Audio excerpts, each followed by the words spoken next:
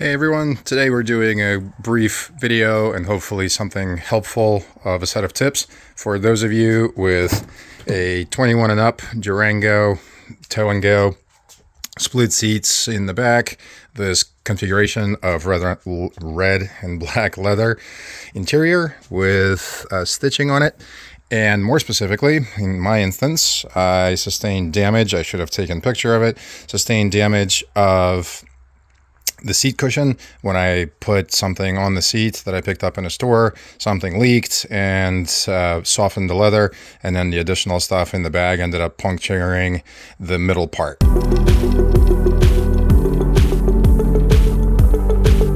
So the seat cover had to be replaced. It was a bit of a painful process to figure out the cost versus sourcing options, but a couple of tips and what was learned. Hopefully this helps you all out.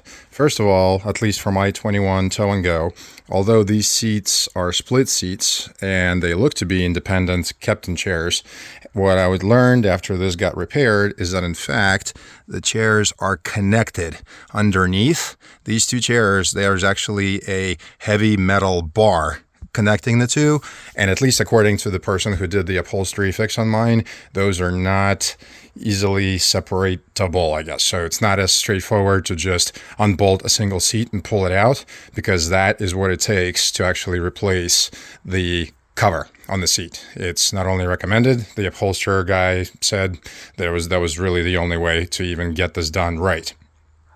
Also, a couple of other tips. There are bull nose hooks or something like that.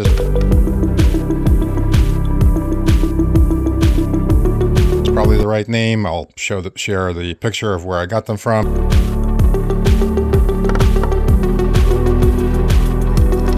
There's a bunch of them holding the cover onto the seat itself, and that is something that at least I bought myself, as well as I sourced the cover myself, because when I went to the local dealership, they said very happily, yes, we will get you this cover, but you have to pay up front, and it's going to cost $400 for the cover and the hooks before $400 to $500 of labor.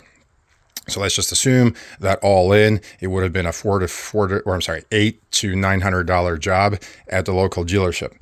Instead, I found an online source where I tracked down this specific cushion cover.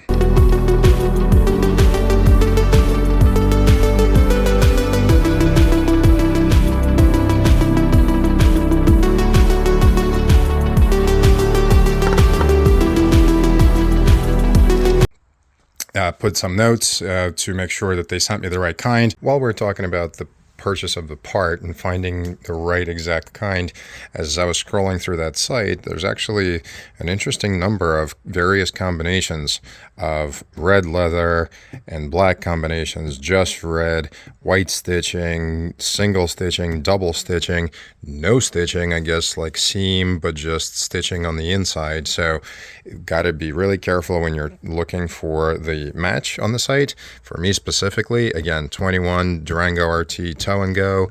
It's a black and red combination, dual stitches, and they are gray on the black side and another row of stitches on the red. They are also gray. So wanted to make sure that we call that out, because you want to probably put that in the notes so that the supplier gets you the right kind. One other call out to make sure that you get it right is that on the website they describe seats as left and right covers. May not be anything of surprise to anybody, but just in case, I'm used to saying driver side, passenger side, but left side is actually what the driver side is. Right side is what the passenger side, the passenger side is. So it's important to know that this cover is not going to fit on the other seat, and that cover is not going to fit on this seat. They're not identical because of the way the cutouts are and the structure of the actual cushion. So make sure, depending on which seat it is, the driver side one or left side, or the passenger side one or right side. Wanted to call that out. Hopefully that also helps.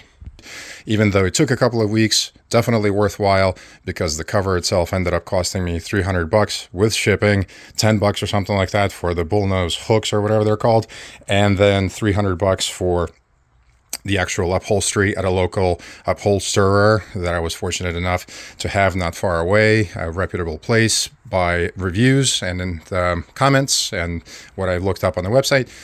So all in, roughly $200 savings, depending on the damage. If you can wait around a couple of weeks, may be worthwhile of an item for you all to consider. If you are making this kind of repair, hopefully you never have to. Hope this helps. Appreciate you watching.